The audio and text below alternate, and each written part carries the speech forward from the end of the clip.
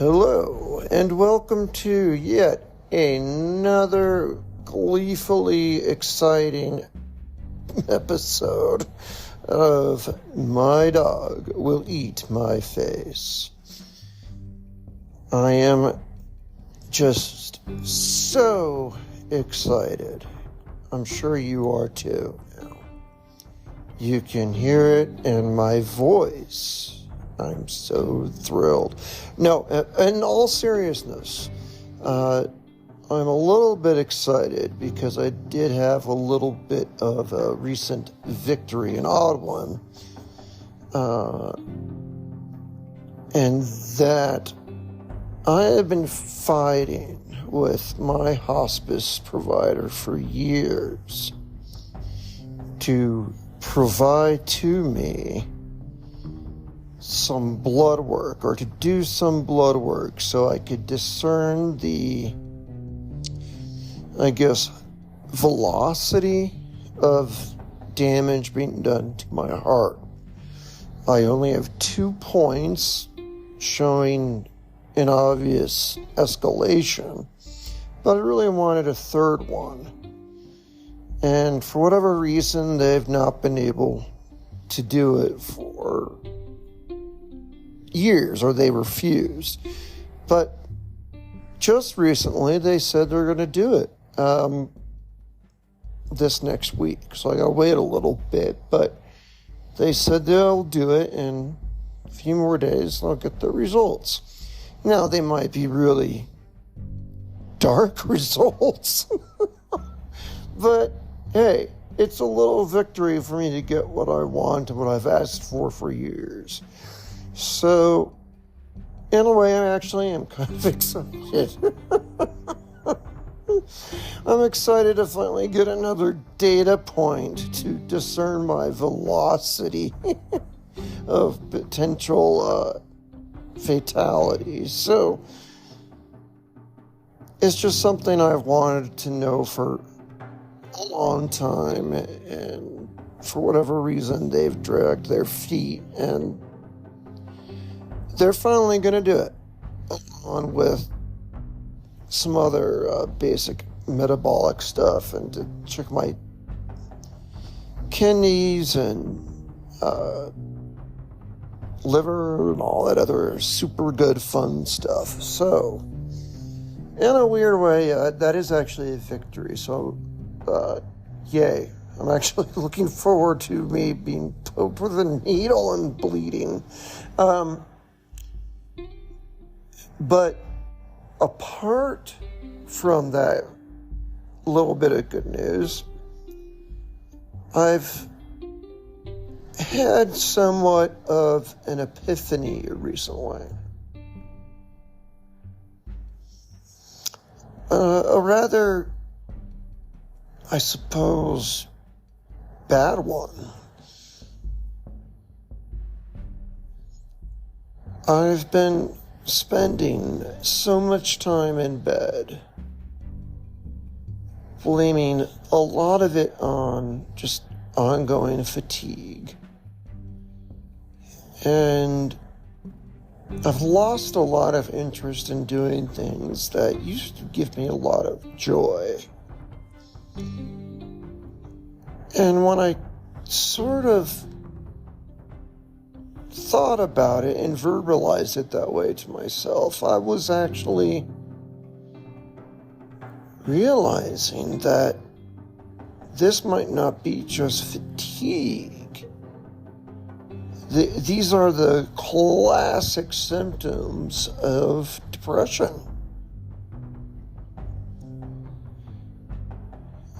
And I really had to do a lot of introspection and analysis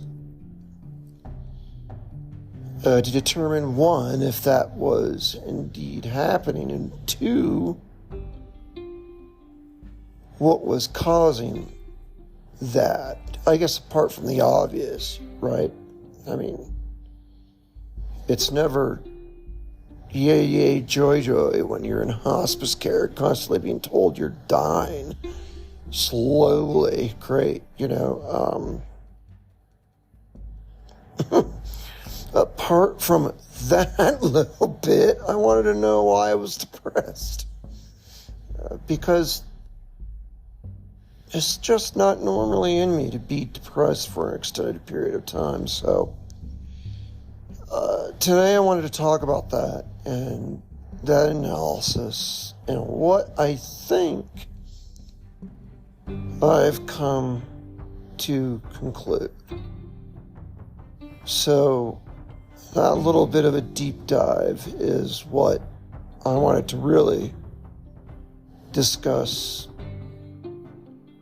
today, apart from my little victory. But I'm sure I'll have more on that later when it actually occurs. So today, I really thought it was necessary to address that concern that I had, that this was actually a sign of a deep depression. So, we get to look forward to that. But that's what I wanted to discuss in today's podcast.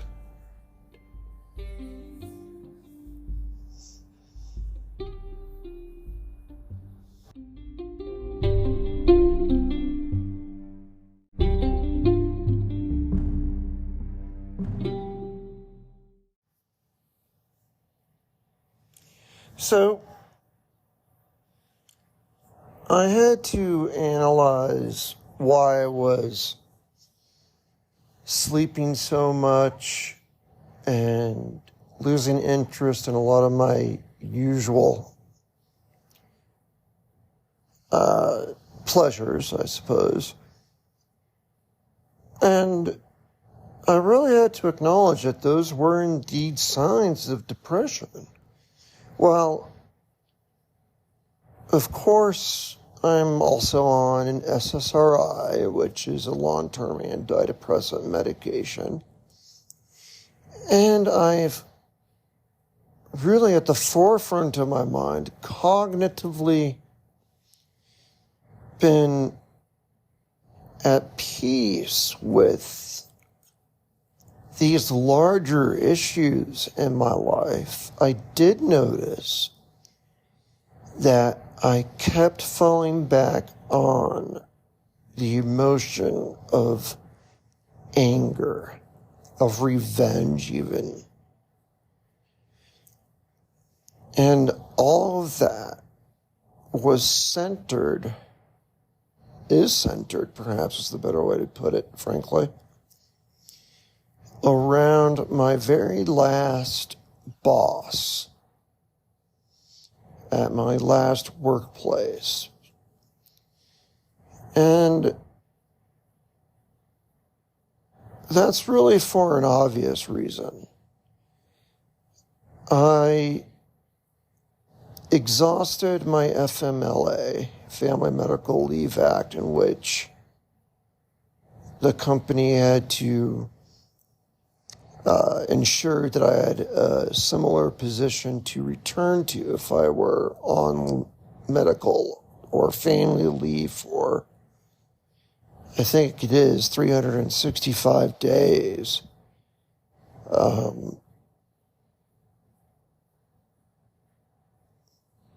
But it was only protected for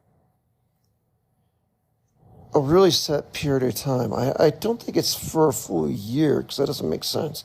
I can't recall exactly what the timeline was, or how much I had used, and how long it's reset again to start over on the timer, I guess.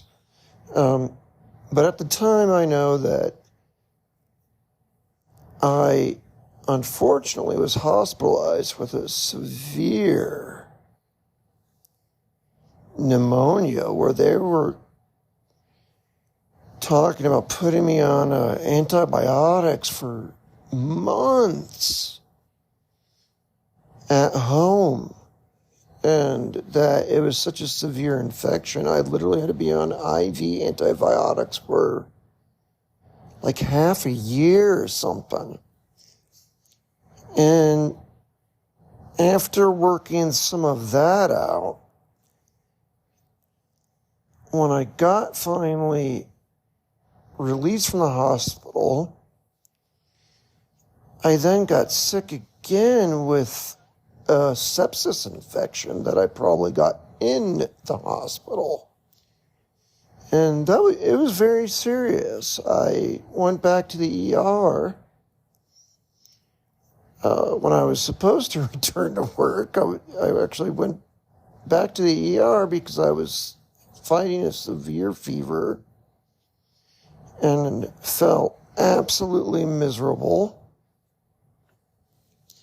And was fighting basically for my life. The survivability of a sepsis infection where your blood itself is facing a widespread infection is about 50-50. I mean, I had a 50% chance of surviving. And I was going in and out of consciousness and I mean, just extreme high fevers, like 105 or something, even 106, I think. It was really bad, and it was so bad that the hospital even called my parents to come up and be with me, thinking this was it. I've never had it before where the hospital called family to say, you better come here because this guy might not make it. And I didn't know they did that, actually, until well after the fact, obviously. But truly, I was fighting for my life with just a sepsis infection.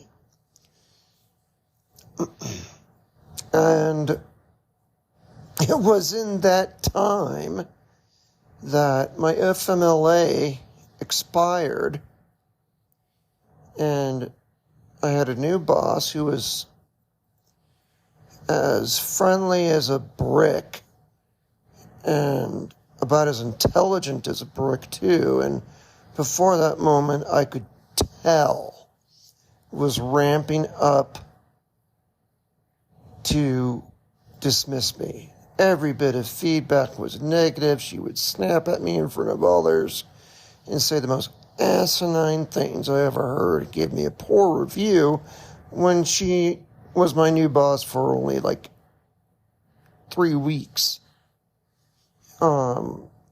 These certainly are not new things in the corporate world. This has happened, unfortunately, to a lot of people. In my case, it's just a case of me too. It happened to me too, where I was a stellar employee and winning court cases and conducting training that ended up in the business journal, actually. And they were talking about sending me to conferences to give presentations and speaker rights to train others in the industry before I got really sick. It went from that to, oh, you're terrible. And like in a heartbeat. And so I basically knew what she was doing. It was just so obtuse. And I was even printing out documents that were very obvious signs of this and keeping them, secretly keeping them at home. So I had a paper trail and evidence to take action against the company if that happened.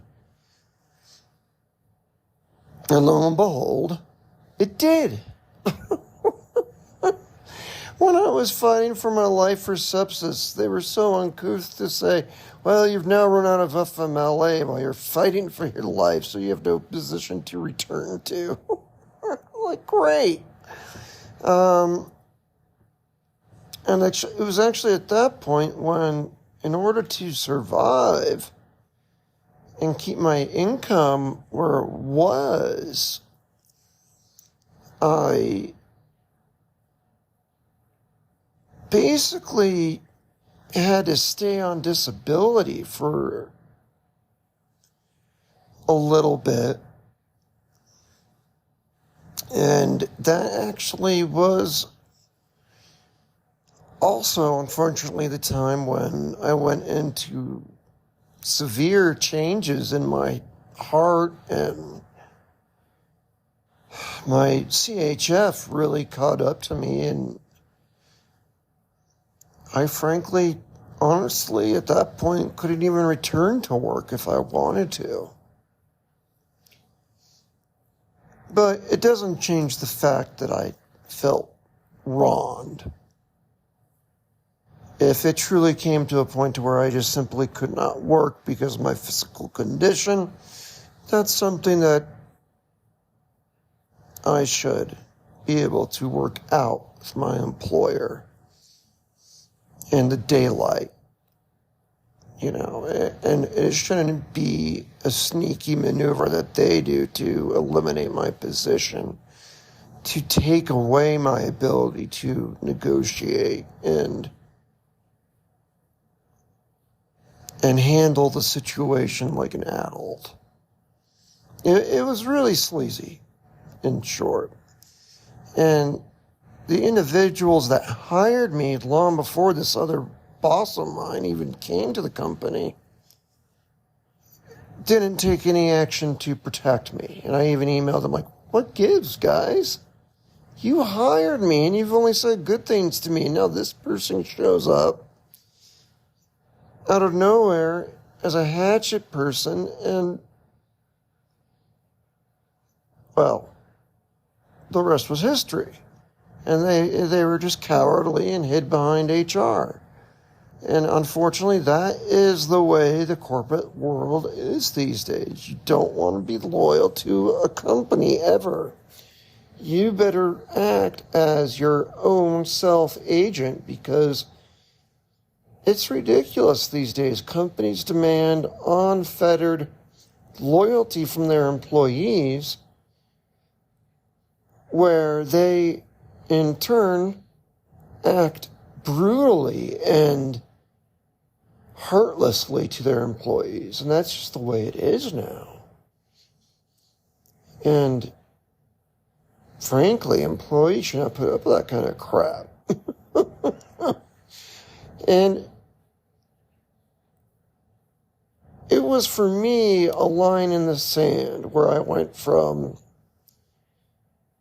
being a productive, happy worker, so to speak, and having meaning in my life, in my career, to being disabled and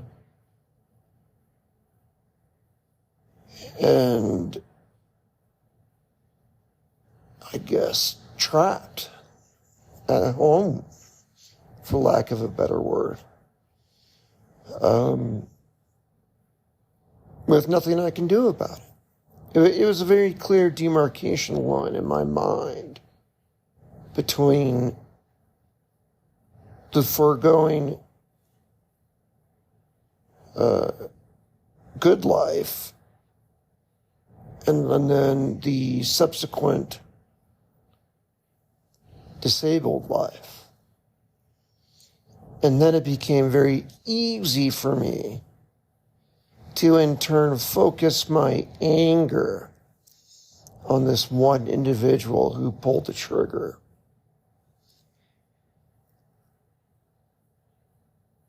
And I've noticed that years later, to this day, I have nightmares about it, and I am still very angry about that.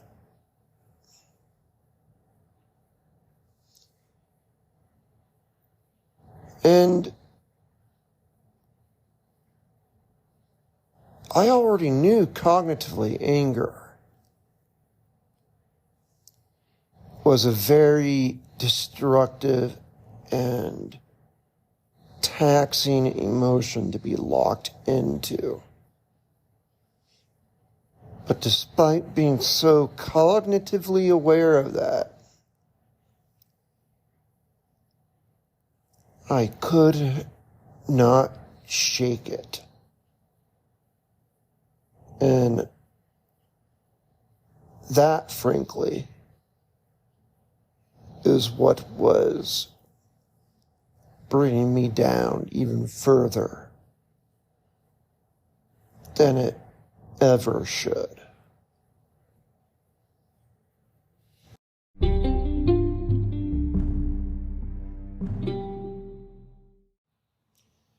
There were even times where I was tempted with reciprocity. And I couldn't help but be reminded of a movie line spoken by Willem Dafoe, who is a great actor. And I think his big coming up was his role in the movie Platoon, which is a very feel-good story. God. Anyway, he had a really good line much later in his movie career, Clear and Present Danger, where the White House was trying to basically use the CIA to avenge the killing of the president's friends by drug lords in Colombia. And so the White House official met Willem Dafoe. I can't remember what his name was in the movie. And Willem said, as he read the name of the operation, Reciprocity, he said, listen, I've been in this business for a long time, and I gotta tell you, revenge is a very dangerous motivation. Anyway, I didn't ever take any action based on that little wise tidbit, even though I was tempted to seek revenge on this person or persons.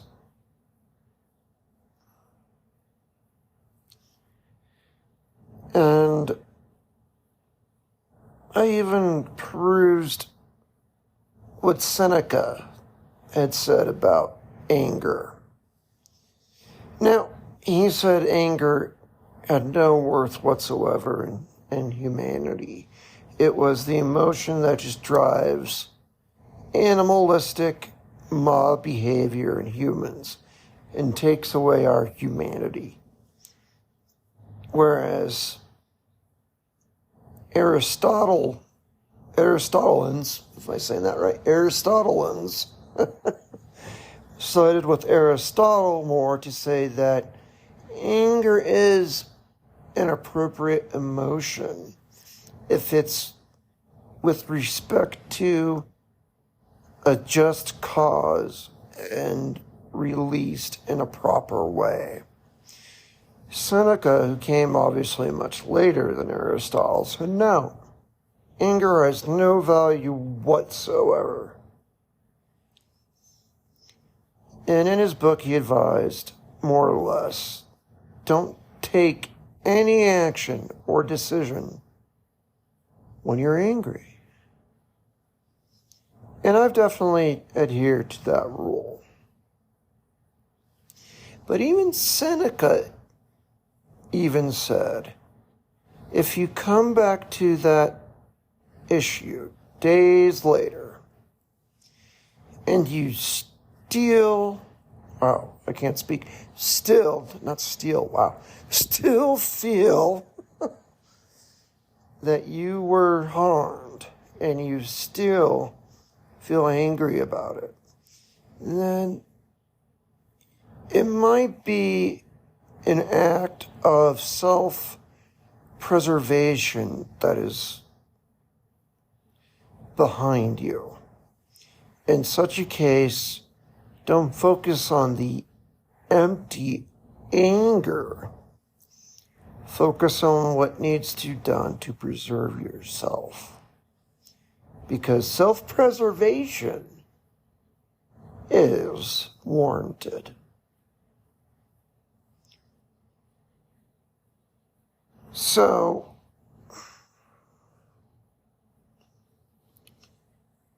in following that advice, the sad truth is I did pursue legal counsel for a bit, but even a couple years ago, it was way too late with respect to the statute of limitations for me to pursue a wrongful termination claim. And the attorneys said I waited too long to take action.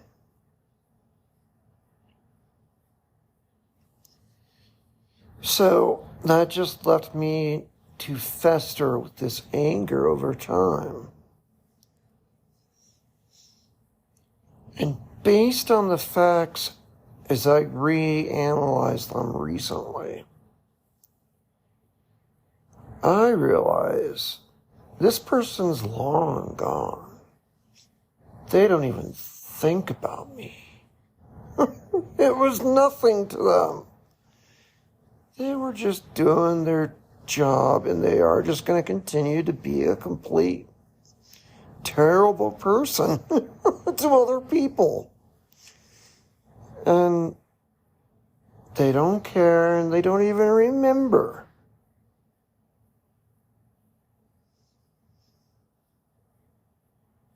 What they had once done. And now, for me to still be angry and to have not taken any action when I probably should have was my own fault.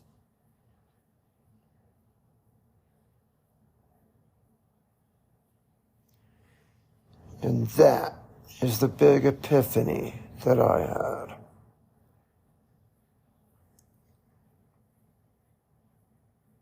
This is my fault now.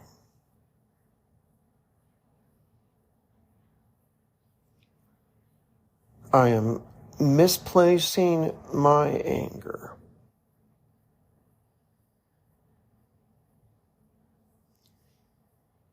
To be mad at this person who's long since forgotten about me.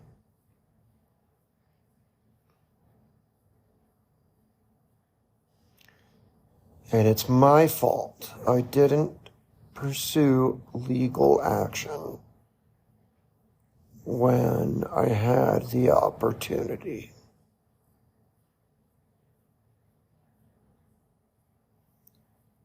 My anger, then, frankly, should rest with myself for taking no action.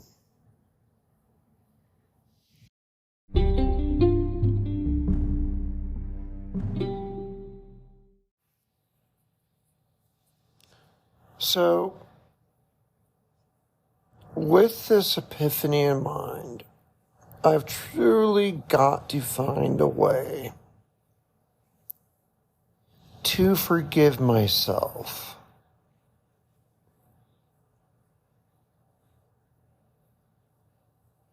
And also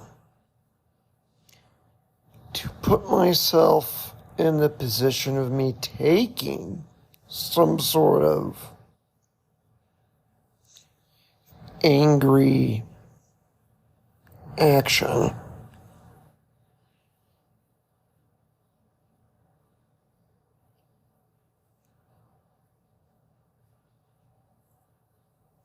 Such as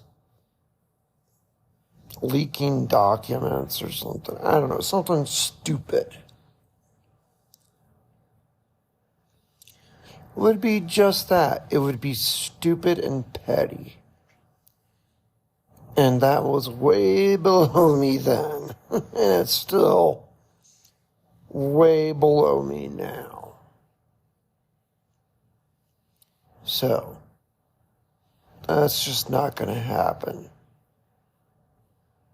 Because it's not me. It's not how I roll.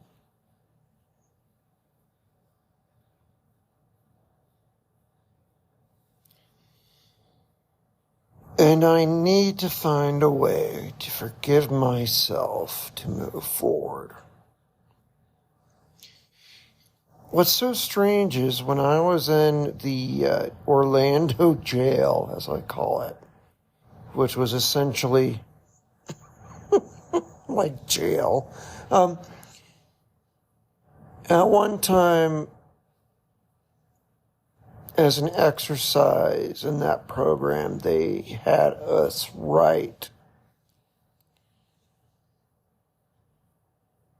a letter of forgiveness to ourselves.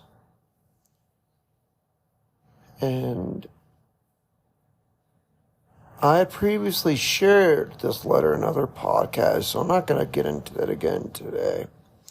For those of you new to the podcast, Orlando jail is just what I call a time when I went to Orlando to enter an alcohol recovery program in an attempt to save my marriage because my ex, well, not an ex at the time, obviously, my ex now, thought that I was drinking way too much. And so I went into their recovery program just not for myself. I had no desire to quit drinking, frankly. I went in there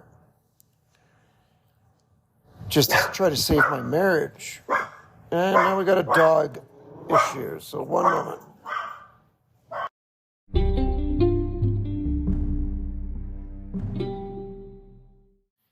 All right, so moving on. Sorry about that dog issue right there at the end. My little guard dog and companion decided that some evil person dared to shut their car door outside, and he needed to go bark at them for that. So,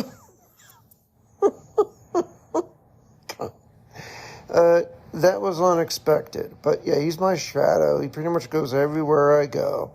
So every time I do a podcast, I can't ever do it without him being ever present in the background. So, anyway, God, I totally lost track of what I was saying. Yeah. So, Orlando jail is just a code word I use for a recovery place I went to try to save my marriage. And it was so much like jail, frankly. That's what I started to call it. But interestingly, some of my best writing came out of there, including a letter to myself of self-forgiveness, which is why I alluded to it earlier and do now. I've shared that letter. I'm still in possession of it for giggles. And I've shared it in other podcasts. I really don't want to get into that letter again. But what's interesting is I think I need to do something similar to that again here, at least in my mind. Maybe not writing it. It might be good to write it. But at least think about it. To forgive myself for not taking action when I had the opportunity.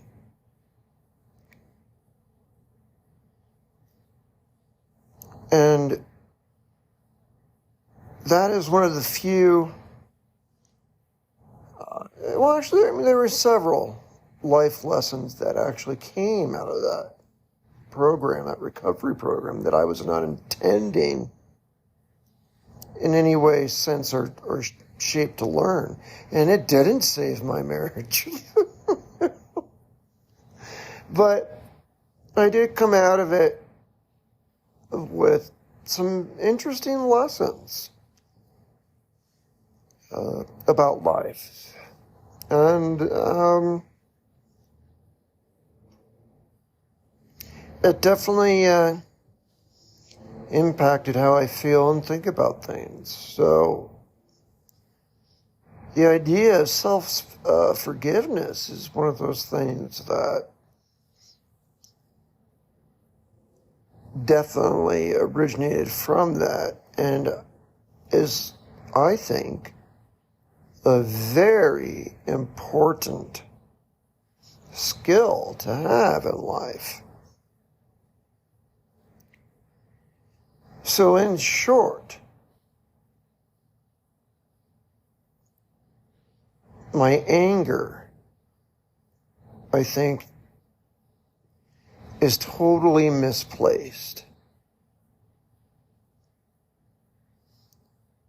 when I direct it towards this external individual whom I have no control over.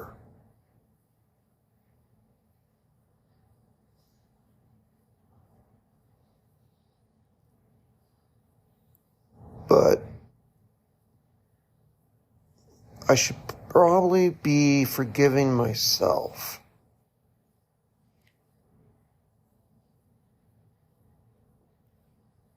Because I'm actually angry at myself for taking no protective action when I had the chance.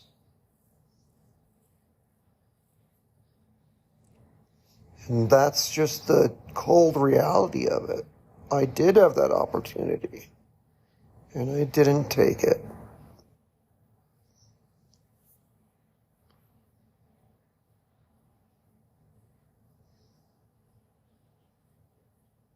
So, that's something I'm going to have to think about and process and hope that will help me climb out of this anger, because it's true. Anger is a terrible emotion.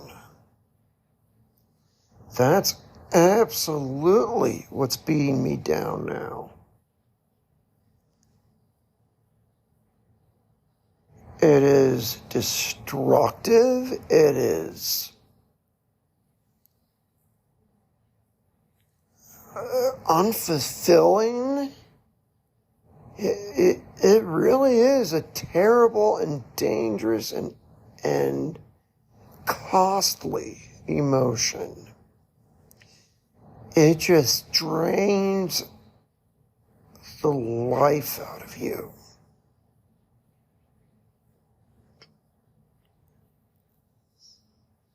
I do firmly believe that.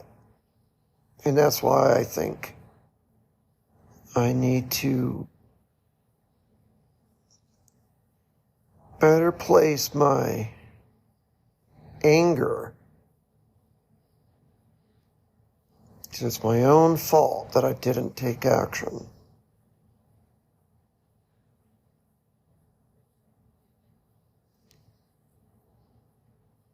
And then I need to forgive myself to hopefully finally move on and past this angst that's been tearing me down.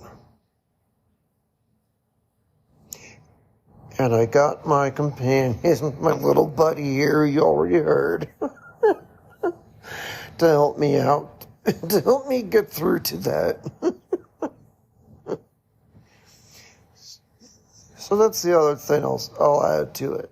Focus on the good things in life, not the bad.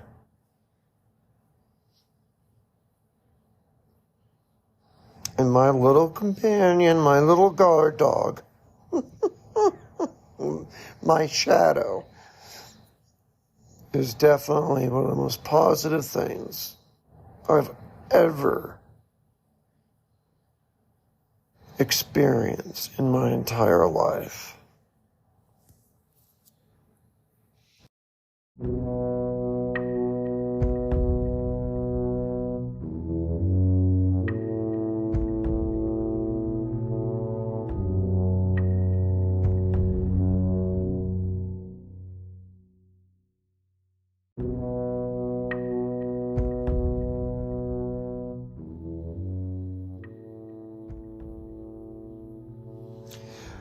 So, with all that being said, I am going to cut this week's podcast short and end it there, because it's going to have to take some self-reflection and analysis to achieve any speakable level of self-forgiveness. It's not an overnight thing. And likely it's something I'm going to have to practice every single day in order to lose and manage that angst. At least manage it. Golly, that would be nice. Be able to enjoy things in my life currently without something in the past clawing away and tearing me back down. So, thank you to all of you who have made it this far and past the little dog emergency. And I really mean it. Thank you for listening to my voice, and if you want to support the podcast further, you could always go to its homepage on Spotify or Patreon /MyDogWillEatMyFace if you want to support it further. Hey, on the Patreon side, at least you get a picture of the dog you just heard going crazy. Anyway, you've already given me enough, though, so thank you all for at least hearing me out as I go through these internal and external struggles. In the final hours of my life. I do appreciate that, sincerely.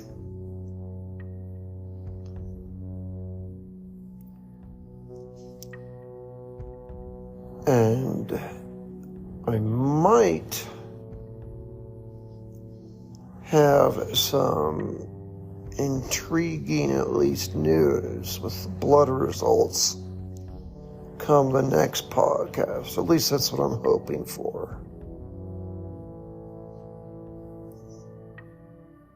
So, I'll try to be in touch at least until